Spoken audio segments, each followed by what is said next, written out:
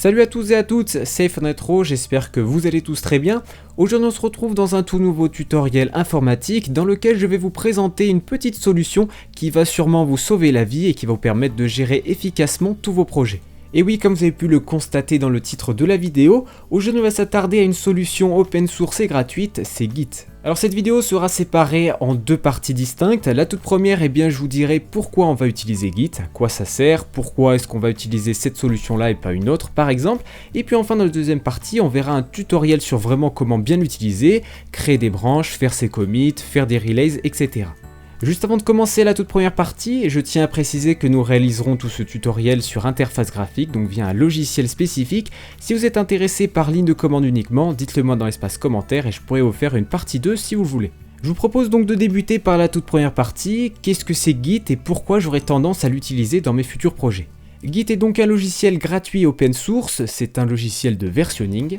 Ainsi, Git est un logiciel extrêmement puissant qui va vous permettre, comme je l'ai dit juste avant, de versionner votre projet. Bon alors qu'est-ce que j'entends par versionner? On va prendre un exemple très simple. C'est par exemple, si vous n'utilisez pas Git, chaque fois que vous allez faire une modification, le mieux c'est de sauvegarder votre fichier pour revenir en arrière. Par exemple, regardez, si je vais modifier serveur.js, je vais essayer de faire une sauvegarde que je vais mettre sur le bureau pour dire que ça c'est l'état antérieur où je vais faire ma modification. Je vais dans serveur.js, ici par exemple je sais que ça c'est un bug par exemple, je le supprime et je sauvegarde. Pour le cas présent ça devrait normalement fonctionner, j'ai bien mon serveur.js qui est théoriquement fonctionnel et j'ai mon backup qui est sur mon ordinateur ou alors je le mets sur un VPS sur mon serveur, chez moi par exemple ça pourrait fonctionner. Cependant le principal problème qui se pose à nous, si par exemple mon serveur.js au bout d'un moment je me rends compte qu'il y a un très gros bug sur ce que je viens de rajouter, et serveur.copy par contre lui fonctionnait. Ce que je devrais faire c'est récupérer serveur.copy.js et le remettre à la place de serveur.js pour que ça refonctionne. Donc là ce qu'on appelle faire une restauration de sauvegarde. Bon alors dans cet exemple-ci vous me direz pour un seul fichier ça peut passer. Je suis d'accord avec vous, effectivement c'est peut-être pas l'optimal, vous verrez plus tard, cependant on peut le comprendre. Cependant si vous commencez à travailler à plusieurs ou même si vous faites de grosses mises à jour, par exemple de la version 1 à la version 2, où on sait que globalement quasiment la totalité de votre serveur va modifier, ça va être très difficile pour vous de faire des sauvegardes à chaque fois. Vous serez à la limite obligé carrément de sauvegarder le projet en entier, faire des copies en zip ou en rar comme vous voulez, pour pouvoir le sauvegarder à l'état antérieur. Et c'est là que le logiciel Git entre en jeu avec un système de sauvegarde extrêmement poussé, mais également un système de partage collaboratif. Si vous voulez travailler à 5 sur un projet, vous allez voir que c'est juste monstrueux et c'est réellement ce qu'il vous faut. Nous voici maintenant sur le site officiel de Git pour pouvoir l'installer et le configurer. Aujourd'hui on va pas passer par ça automatiquement, pourquoi? Parce qu'on va utiliser un hébergeur qui va le faire à notre place. Alors j'entends pas mal de personnes confondre Git et GitHub avec Bitbucket ou même avec GitLab par exemple, cependant il faut faire bien attention, ce n'est pas du tout la même chose. Git est donc le logiciel de versionning, c'est lui qui va gérer tous les algorithmes sur comment gérer votre code, faire efficacement également les branches, etc. Donc c'est vraiment le cœur ultime, ça s'appelle Git. Et en revanche vous allez avoir les hébergeurs comme par exemple GitLab, GitHub, Bitbucket, etc. Il y en a plein d'autres. Et ceux-ci agissent un petit peu comme l'hébergeur, donc comme One&One, OVH, mais spécialisé dans le versionning, propulsé par Git. Alors là vous êtes peut-être en train de vous demander mais quelle est la différence et que propose tout ceci, Bitbucket, GitLab ou GitHub par rapport à Git qui propose le cœur ultime. Comme son nom l'indique entre guillemets, ils permettent d'embellir un petit peu tout ça et surtout de hoster vos repos. C'est-à-dire que dès que je vais créer un projet, si je le fais avec Git normal, je vais avoir bien entendu les branches, je vais pouvoir commit, faire mes modifications, etc., revenir en arrière, donc avoir tout l'avantage que je pourrais avoir sur GitHub ou Bitbucket, cependant mon projet est toujours en local. Ainsi, vous l'aurez compris, si je supprime mon dossier de mon projet sans faire exprès ou j'ai un problème sur mon ordinateur, j'ai tout perdu.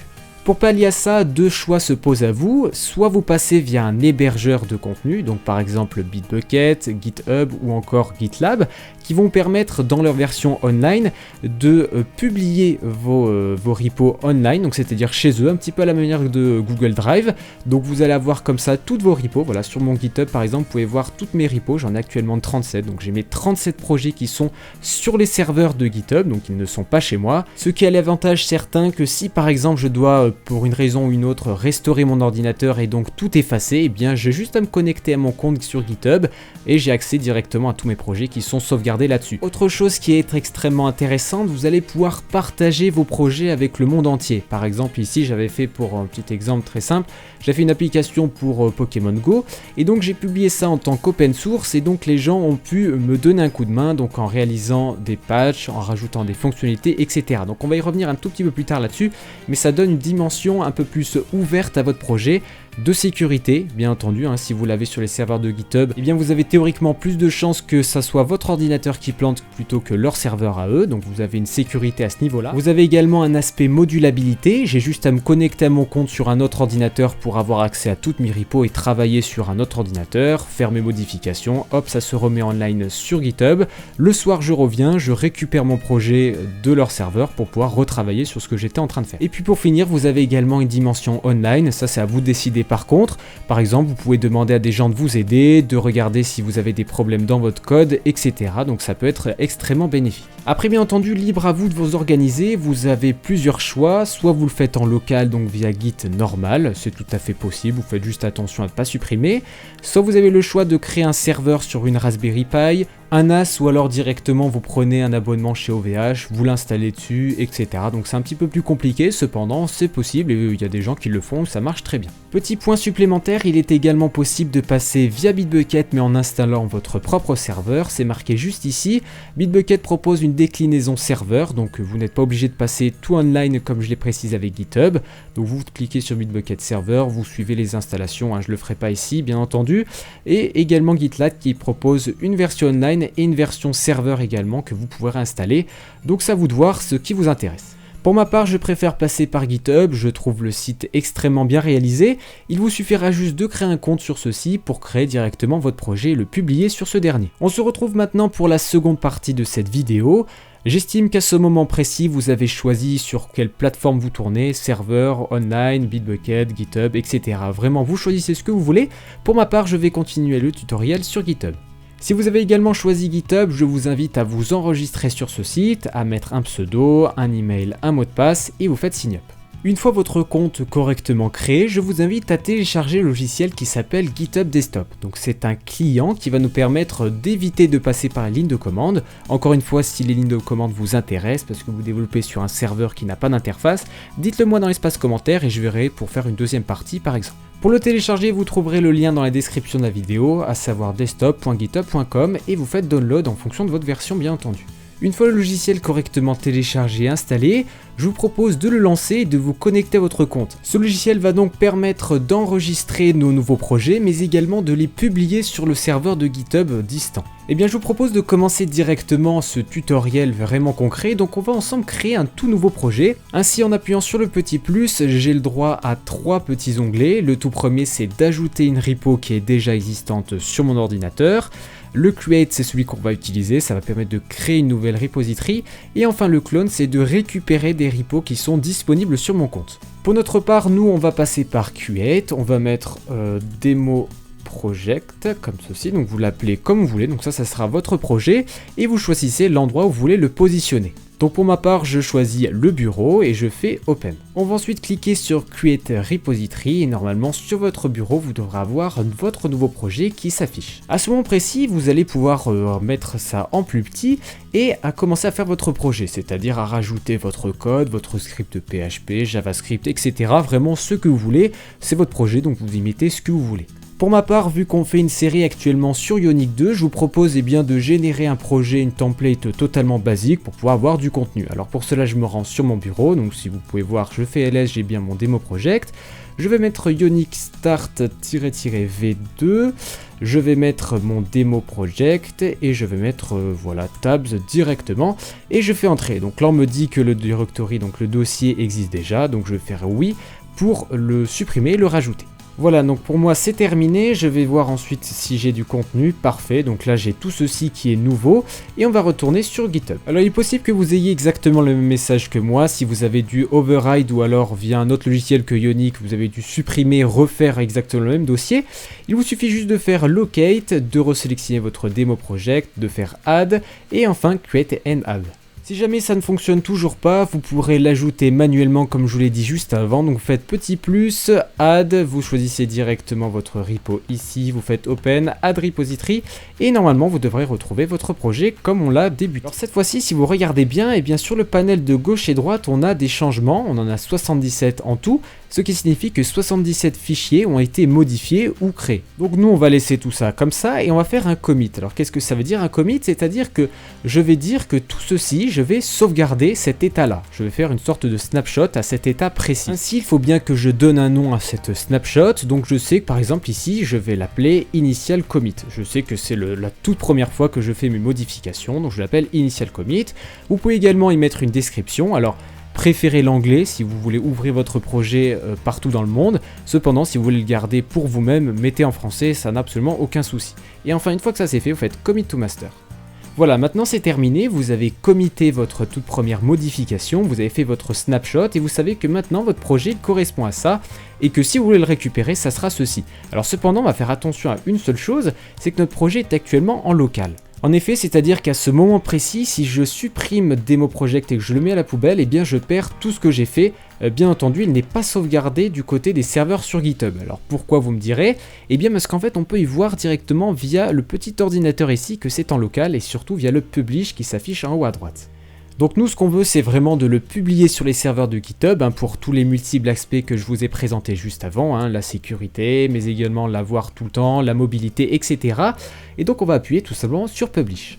À ce stade-là, vous pourrez renseigner le nom de votre projet, donc c'est celui qui sera affiché sur GitHub. Donc nous, on va mettre mon premier projet.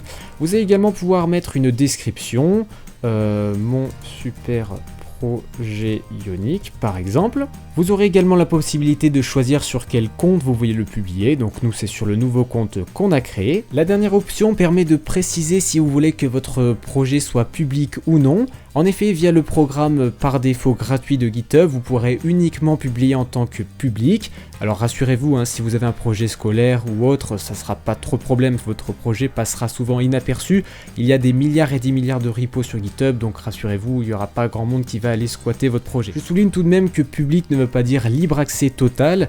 En effet, n'importe qui ne pourra pas modifier votre code sans votre permission. Il pourra uniquement faire une copie de celui-ci sur son compte, faire ses modifications s'il veut, mais pas modifier directement votre source depuis votre compte. C'est absolument impossible. Par contre, il peut modifier de son côté et vous proposer les changements. Donc une fois que vous êtes OK, vous faites Publish Repository et normalement il devrait être correctement ajouté à votre compte. Si l'ajout s'est correctement bien déroulé, vous devrez normalement voir en haut à droite Sync au lieu de Publish. Il en est normalement de même sur le site github.com. En effet, si on va sur notre profil, on va sur Repository, on devrait voir normalement notre nom de projet.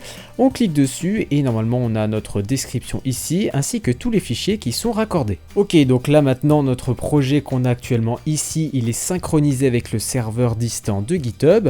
Et donc si cette fois-ci je le supprime, regardez, on va faire un exemple très simple, je le supprime, vider la corbeille, par exemple mon ordi plante, je vais ensuite faire remove, je vais dans plus, clone, on voit mon projet que j'ai créé donc précédemment, je fais clone, je dis que je le veux dans desktop, donc sur le bureau, clone, et normalement je devrais retrouver tous mes fichiers, je vais dans mon premier projet et j'ai tout retrouvé. Donc comme vous avez pu le voir, c'est vraiment extrêmement super intéressant cette fonctionnalité de clonage. Maintenant, on va s'attarder au commit, donc on en a fait un, je vous propose d'en voir un deuxième histoire de bien comprendre. Donc par exemple, je retourne sur mon projet, je vais vouloir modifier par exemple le package.json, donc on va y faire des modifications ensemble. Par exemple ici, voilà, je vais mettre projet Ionic, voilà, je vais mettre auteur moi-même, voilà, tac, directement. Donc vous faites vos modifications. Une fois que vous avez terminé vos changements, on va quitter tout ceci, faites bien attention à bien sauvegarder. On retourne sur le logiciel GitHub Desktop, on va changer de section et théoriquement on devrait voir qu'il y a eu un changement sur le fichier package.json. Ce changement est lié par rapport au snapshot qu'on a fait avant, donc rappelez-vous quand on a fait le commit, on a récupéré un instant T ce qu'on avait fait à notre code, et depuis cet instant T, il y a eu un seul changement qui a été détecté par Git, c'est bien entendu le changement qu'on a fait dernièrement. Donc on a modifié name, author et homepage, donc on a supprimé ces 3 lignes, donc principalement ceci, ce qui est entouré en gras, souligné en gras, et enfin on a rajouté projet ionique dessus Dimitri et Dimitri dessus.fr. Je viens de réaliser une autre modification, donc j'ai modifié config.html et vous pouvez voir exactement la même chose.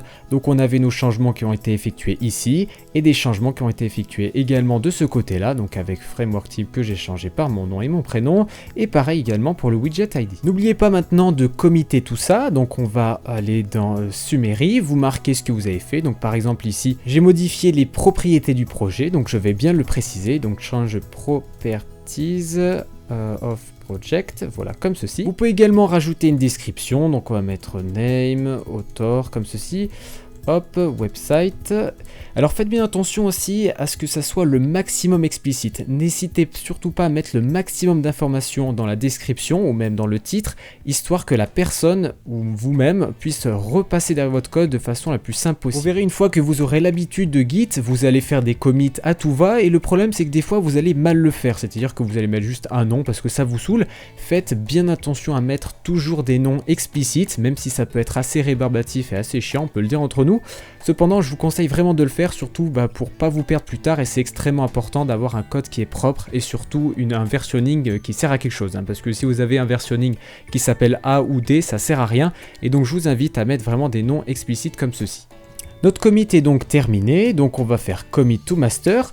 À ce moment précis, il va s'ajouter dans le timeline en haut, cependant il va devenir rond comme ceci et pas tout petit comme l'autre. Pourquoi? Eh bien parce que le changement est en local. Encore une fois, si votre rond est gros comme celui-ci, c'est-à-dire que si vous supprimez votre projet, eh bien tout ce que vous avez fait dans votre commit précédent, c'est-à-dire ceci, change property of project, tout ce que j'ai fait ici va être supprimé car il n'est pas synchronisé avec le serveur GitHub externe. Ainsi, il nous suffit juste de cliquer sur sync pour le point en rond devienne tout petit comme celui d'avant. Donc on va attendre un petit peu que ça l'envoie au serveur. Bien entendu, plus ça sera long, plus vous avez de fichiers, c'est normal.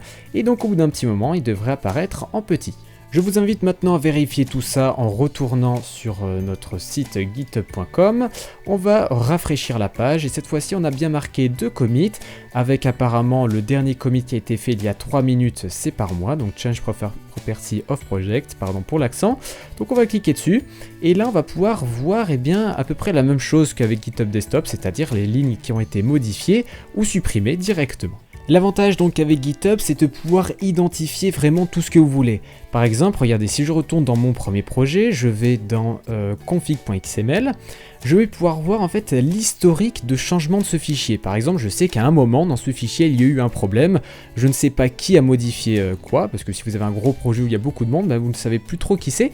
Donc vous allez sur History, et là vous allez pouvoir voir en fait les changements et les personnes qui ont modifié ce fichier. Ainsi, en cliquant sur l'identifiant du commit situé ici à droite, je vais être redirigé sur la vue qu'on a vue précédemment, c'est-à-dire qui représente les lignes qui ont été modifiées ou supprimées. Voilà pour l'utilisation extrêmement basique de Git.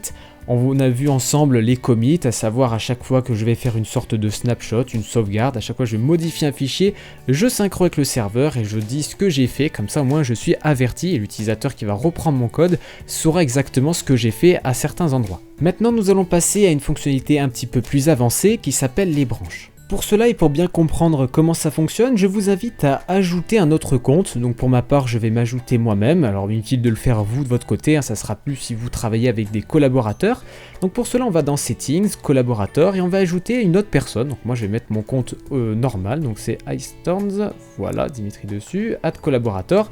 Et donc en fait, si je vais accepter l'invitation, je vais automatiquement avoir les accès full sur la repo. En m'ajoutant en tant que collaborateur, ce compte, donc mon compte principal, aura le droit, exactement comme celui qu'on a actuellement, de faire des commits sur mon premier projet sans aucun problème et surtout sans aval de l'administrateur. De retour sur mon compte principal, je viens d'accepter l'autorisation à la repo, donc là je suis bien sur mon compte par défaut. J'ai tapé ici le nom d'utilisateur, donc celui-ci, de mon compte secondaire. Je vais pouvoir maintenant modifier sur mon premier projet, je clique ici, enfin sur le bouton vert, je fais Open in Desktop, je fais autoriser. Ça va m'ouvrir automatiquement GitHub Desktop, donc on va pouvoir fermer en dessous, comme ceci. Je vais encore une fois cloner directement sur mon bureau, je fais clone et je vais récupérer le projet qui est encore une fois sauvegardé à l'état de snapshot, donc c'est-à-dire avec les toutes dernières modifications que j'ai faites il y a 17 minutes seulement. Arrivé là-dessus, je vais pouvoir moi aussi modifier le projet de mon côté. Donc là, admettons que je suis un collaborateur, hein. Donc là, j'arrive là-dessus, je vois le code que l'autre personne a fait, et puis je me dis par exemple qu'il y a un petit problème dans ionic-config.json. Je me rends là-dedans. Je vais pouvoir modifier par exemple mon premier projet test, voilà, je sauvegarde. Encore une fois, ça va automatiquement détecter les changements que j'ai fait, à savoir espace et test. Je renseigne encore une fois mon nom de commit en dessous. Au niveau de la description, vous n'êtes pas forcément obligé de la remplir. Vous faites commit to master et enfin sync pour l'envoyer sur le serveur externe de GitHub.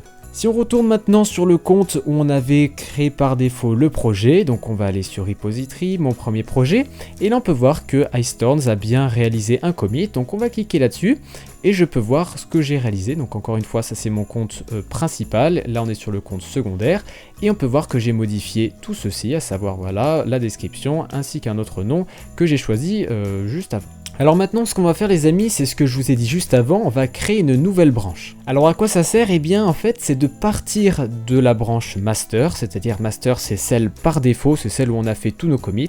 Admettons qu'une branche, voilà c'est ceci, c'est une petite timeline, donc on a par défaut ce qu'on a fait en initial commit, on a les petits changements, les petits fixes, et on va en fait diviser ça en une autre branche. L'avantage de partir sur une branche, ça va permettre en fait aux utilisateurs de travailler de leur côté. Par exemple, je sais pas, la première personne qui va travailler sur le projet va s'occuper de la fonctionnalité pour liker des photos par exemple dans votre application. Et moi personnellement, je vais m'occuper de la page d'accueil. Donc on va faire deux branches, une qui va s'appeler like feature et une autre qui va s'appeler home feature par exemple. Ces deux branches là vont évoluer de leur côté avec des commits successifs. Par exemple, moi je vais rajouter les fichiers pour la page dans Ionic 2, je vais ensuite faire un autre commit pour les ajouter en tant que module, un autre pour le contenu de la page, un autre pour le CSS, etc. Vous mettez autant de commits que vous voulez, et au bout d'un moment, on va pouvoir fusionner ces branches-là, hein. Donc c'est-à-dire qu'on va fusionner dans la branche principale qui s'appelle le master, tout ce que j'ai réalisé d'ici là, et ça va automatiquement s'ajouter dans cette branche-là, et ça va être exactement la même chose pour le like, et au final, on va retrouver un projet clean à la fin. Donc on va le faire ensemble très vite fait, comme ça au moins vous pouvez voir à quoi ça ressemble. Donc on va créer une nouvelle branche en appuyant ici, on va lui dire qu'on veut partir de master, rappelez-vous une branche on part d'un point, pour la diviser, donc une copie, et ensuite on part sur la nôtre. Donc on va par exemple appeler home feature, comme ceci, feature, et on fait create branch. Arrivé ici, je vais faire mes modifications, donc on se retrouve juste après, je vais modifier 2-3 trucs. Alors mon premier commit, qu'est-ce que ce sera? Ça sera le contenu HTML de la page. Donc bien entendu, faites toujours attention à bien séparer. Évidemment, on pourrait tout regrouper en un seul commit. Je ferai tout d'un coup, je fais un commit, mais cependant, ça ne sert absolument à rien. Le but, c'est vraiment de faire des commits à petite dose. Voilà, je viens de modifier le HTML, je fais un commit en disant que j'ai modifié le HTML de la page home, tout simplement. Pour le premier commit, c'est fait, c'était sur le HTML, maintenant c'est sur le Sass. J'ai modifié un petit peu le CSS, donc je vais faire exactement la même chose. Et enfin, pour conclure, je modifie vite fait le TypeScript en y rajoutant un petit console log, et je vais le préciser encore une fois dans mon commit. Tous mes commits sont désormais terminés dans ma branche, on les voit ici, là ils sont actuellement en local, rappelez-vous ce que je vous avais dit. Je vous propose maintenant de publier cette nouvelle branche. Ok, c'est nickel, elles sont devenues maintenant un petit point normal, c'est-à-dire qu'elles sont actuellement sur le serveur de GitHub. Cependant, regardez, je ne suis plus sur la branche master par défaut, mais je suis bien parti sur la branche que j'ai créée home feature. Donc c'est-à-dire que je suis toujours sur ma branche à part entière. Moi, ce que je veux maintenant, c'est de prendre cette branche-là et de la fusionner avec la branche master qui est, je vous le rappelle, celle par défaut. Pour cela, rien de plus simple, on va créer une pull request, c'est-à-dire que je vais proposer tous les changements que j'ai faits à la branche master. Pour cela, j'appuie sur Pull Master en haut à droite. Donc là, on peut le voir sur le petit schéma que je suis parti, j'ai fait 3 commits de mon côté et je suis en train de rebasculer sur la branche master. Je vais devoir renseigner un titre à ma pull request. Qu'est-ce que ça va être? Eh bien, c'est un résumé des 3 qu'on a fait précédemment. Bien sûr, hein, je parle des 3, mais si vous en avez fait 20, vous faites un résumé de tout ce que vous avez fait. En l'occurrence ici, je dis bien que j'ai modifié le contenu de la page home qui était déjà existant, que j'ai rajouté du HTML, du style en Sass, mais également un petit message qui s'affichera dans la console.log une fois que la page se chargera. On va ensuite faire send pull request, on va attendre que la création se termine. Maintenant que la pull request est correctement envoyée, je retourne sur mon compte par défaut. Donc là, je suis sur mon compte normal, hein, on avait commencé à faire notre repo, et je peux voir que j'ai une pull request, là j'ai un petit 1 qui vient d'être soumis, donc on va cliquer dessus, et là j'ai donc Iceturn qui me propose qu'il a rajouté du contenu apparemment, enfin des improvements sur la page par défaut, la page home, donc je clique dessus, je lis ce qu'il a fait, donc apparemment il a ajouté du HTML, du style, et aussi apparemment un petit message quand ça charge, donc on va voir dans commit, je peux voir également la liste de tout ce qu'il a fait. Si par exemple je peux voir ce commit là qui m'intéresse, je clique, je peux voir ce que c'est, je peux commenter, je peux lui dire de faire autre chose, les fichiers qui sont changés, voilà, je peux avoir un aperçu global. Et si ça me convient bien, il me suffit juste de cliquer sur Merge Pull Request, je confirme et c'est terminé. En cliquant sur Merge Pull Request, je vais retourner dans Code et cette fois-ci on peut voir que j'ai modifié le code il y a 18 secondes et le dernier qui a été fait, regardez, ça a automatiquement mis les 3 derniers que j'ai fait dans ma branche, donc en gros j'ai resynchronisé ma branche. Si on retourne ici, je fais un sync, vous allez voir que ça va se refusionner, voilà comme ceci. Donc c'est-à-dire que ces 3 commits là sont à jour actuellement avec la dernière branche qui est la master. Et bien voilà pour ce petit cours sur Git, j'espère en tout cas que vous avez appris des choses. C'est extrêmement difficile d'expliquer ce système là, il y a beaucoup de choses à voir qu'on n'a pas vu également. Cependant j'ai essayé vraiment de faire le plus simple possible en présentant les commits mais également les branches. C'était un petit peu risqué de ma part parce que c'est une fonctionnalité un petit peu avancée, donc j'espère que vous avez bien compris. Cependant c'est de la pratique et de la pratique, n'hésitez surtout pas à créer des repos et vous entraîner. J'espère en tout cas que ce petit cours vous a familiarisé avec Git et surtout vous a donné envie de l'utiliser, parce qu'il est vrai que faire des copies zip de vos fichiers c'est un petit peu embêtant, surtout si vous perdez l'accès à votre ordinateur ou autre. Là au moins tout est sauvegardé directement sur le cloud. N'hésitez pas également à les regarder chez les autres services comme GitLab, Bitbucket, etc. Ils proposent tous leurs avantages et désavantages, à vous de voir quel est le meilleur. Personnellement, je préfère GitHub, mais c'est un avis personnel. N'hésitez pas à me dire dans l'espace commentaire ce que vous avez pensé de ce petit tuto. Donc n'hésitez pas à me dire s'il y a des choses où j'ai mal expliqué, où j'ai carrément oublié. N'hésitez pas à me le dire et puis je me ferai une joie de vous faire un autre épisode en vous expliquant mieux tout ceci. Bien entendu, il en est de même pour Git en tant que ligne de commande. Si ça vous intéresse, vous me le dites et je ferai une nouvelle vidéo là-dessus. Sur ce, c'était iPhone Intro, on se retrouve très prochainement pour une nouvelle vidéo. Allez, ciao tout le monde!